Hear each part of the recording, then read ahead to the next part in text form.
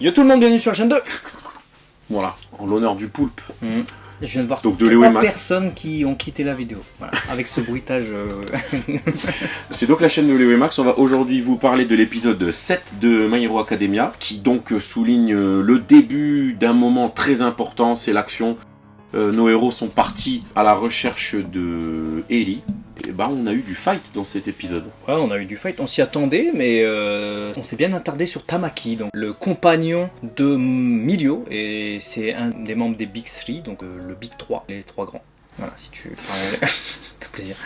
Et je m'attendais à ce que l'épisode lui soit dédié en quelque sorte, mais là c'est vrai qu'on a eu vraiment des moments badass. Il y a même certains moments où on s'inquiétait vraiment pour lui. On se disait putain il va perdre le fight, ça se trouve il va même se faire laminé, envoyé à l'hosto, tué peut-être même, on sait pas. Et franchement, ouais, sur le fil du rasoir jusqu'au bout, on était là en tension à se dire oh, vas-y Tamaki et tout, on compte sur toi.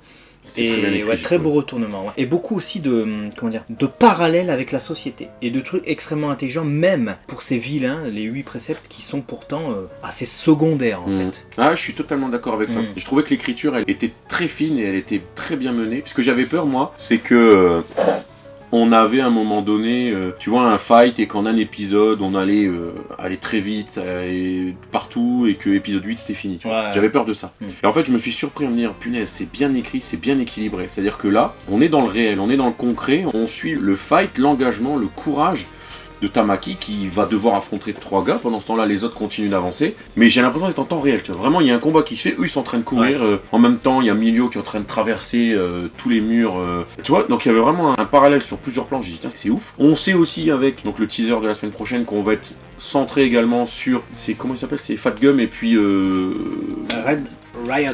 Voilà. Donc c'est encore une Kirishima. Il va y avoir des focus comme ça sur des combats qui vont nous permettre vraiment de kiffer le combat et aussi, ce qu'on disait en début des reviews de My Hero Academia, de prendre le temps de développer la saveur qu'ont tous les autres personnages et pas seulement Bakugo, Todoroki et Midoriya. On les voit même plus, Bakugo, Todoroki, on les voit plus. Mais c'est bien, parce que ça nous permet de nous attacher à d'autres persos. Tu vois, là, Tamaki, tu finis l'épisode, tu dis, putain, je l'ai kiffé, tu vois. Tu vois ce que je veux dire? T'as et une de la même sensation manière, dans cet épisode, comme on a ça, moi je me suis fait la réflexion, où est Nejile, tu vois? Est-ce qu'on va avoir un épisode aussi à kiffer avec ce personnage? Parce qu'on commence à bien connaître Milio, il commence à être bien développé avec cet arc, et il va l'être d'autant plus avec les épisodes à venir. Et Tamaki, là, a eu une mise en avant vraiment très intéressante. Et je me dis, bah la troisième du Big 3, ce serait bien qu'elle reste pas en arrière, parce que j'ai eu l'impression, si c'est le seul défaut que je peux noter dans l'épisode, c'est pas un défaut en fait inhérent à l'épisode, parce que c'est quelque chose, j'imagine, qu'on retrouve dans le manga. Donc c'est dans l'écriture de ce début de scénario où ils vont dans la planque. C'est que les filles sont en retrait. Voilà, tu regardes Ochako, tu regardes Nejile et Tsuyu, et même Ryukyu en fait, la meuf, hein, elles sont toutes devant en fait, et elles suivent pas le mouvement, et du coup elles sont laissées derrière. Je suis d'accord avec toi. S'il y a un truc peut-être que j'aimerais voir approfondir et améliorer, c'est ça. Ouais, rééquilibrer, c'est ça.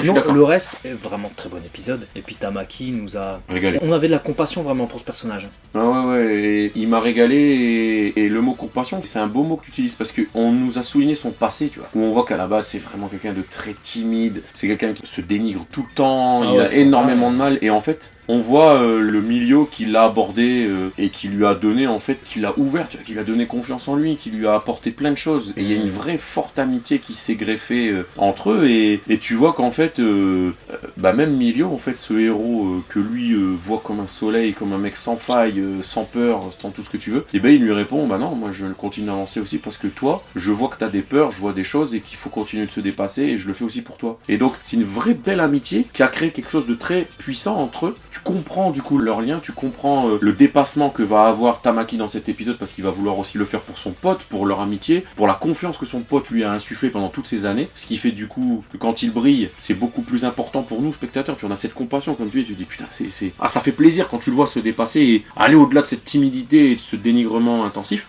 Ah moi j'ai kiffé et jusqu'à la fin où, bah voilà, une belle conclusion. Ce qui a permis de battre un trio d'amitié, c'est de jouer justement sur les fondements de l'amitié, à savoir, les amis se protègent, donc il a joué sur ça pour contrecarrer leur plan. Je dis, c'est très très fin, très bien écrit. Très fin, ça se mange sans fin. C'est comme plante à faim. Ouais. D'ailleurs, il y a Yo qui a noté un petit truc, et je lui fais une petite dédicace.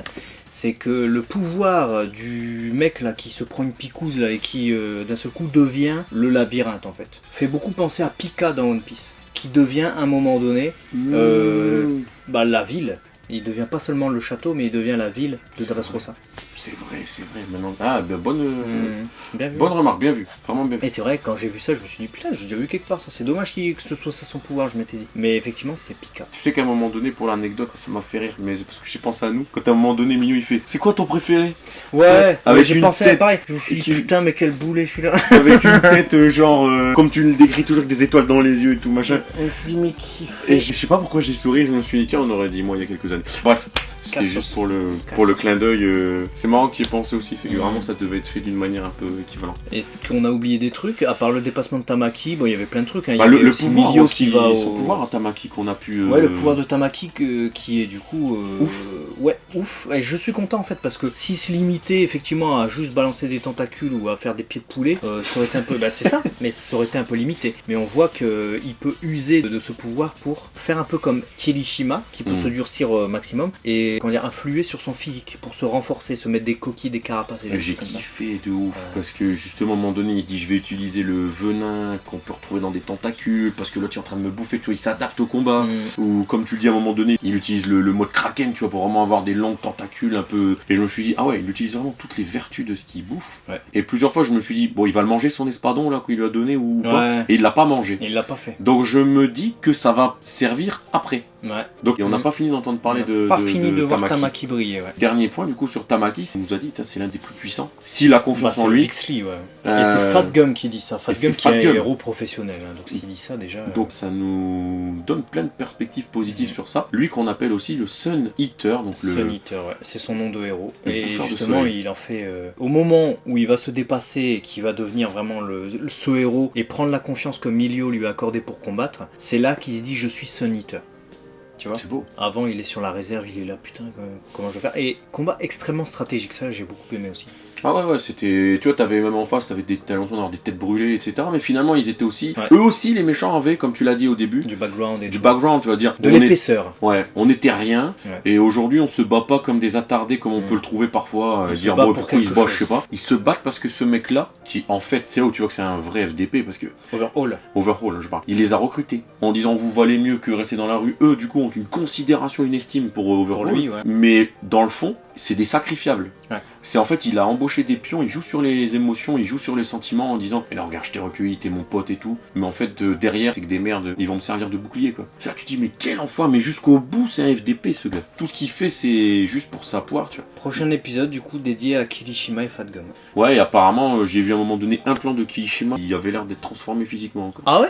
Coup, j'ai pas fait gaffe. Moi j'ai vu Fat Gum qui se faisait défoncer son vêtement et on voyait du coup sa tête véritable. On voyait ses cheveux et tout ça. Ouais, putain. Et j'adore. Red Riot, il avait l'air aussi bien amoché. Je pense qu'il va nous surprendre dans le prochain épisode. Ouais. Par contre, je me suis dit, tiens, on a déjà eu un épisode sur Kirishima, il y a 2 épisodes et là ça revient sur lui. Mais ça sent la fin. Est-ce que c'est pas rapide déjà? Mais on verra de toute façon. Il y aura plein de combats de toute façon. Moi je te dis Red Riot en fait là il va avoir un moment de gloire de ouf. Le Red Rio. Mais il va tomber au combat, pas en mode mort mais en mode il peut plus avancer. Genre il va tout donner pour permettre justement aux autres d'avancer. Mais il va être épuisé et on ne le verra plus je pense dans la seconde partie. Moi, là c'est trop précipité. Moi j'ai l'impression qu'il va y avoir un sacrifice de Fat Gum où il va lui dire vas-y je m'en remets à toi et c'est continue. Où ça? Tu vois? Où ça? C'est possible. L'un ou l'autre mais c'est possible. Voilà. Dites-nous ce que vous en pensez de cet épisode du coup numéro 7 dans les commentaires, on se fera plaisir de vous lire et à très vite la semaine prochaine pour encore un gros fight sur la chaîne de Léo et Max. Matane. Ciao.